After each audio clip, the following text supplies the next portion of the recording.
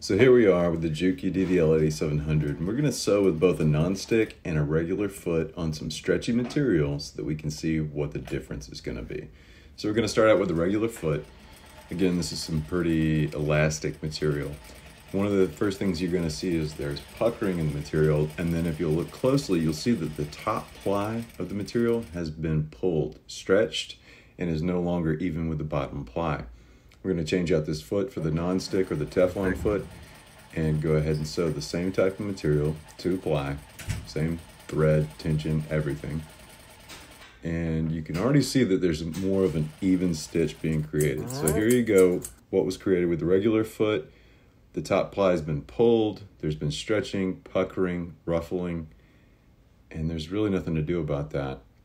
And then this nice smooth stitch that's been created without any puckering or stretching using the non-stick foot.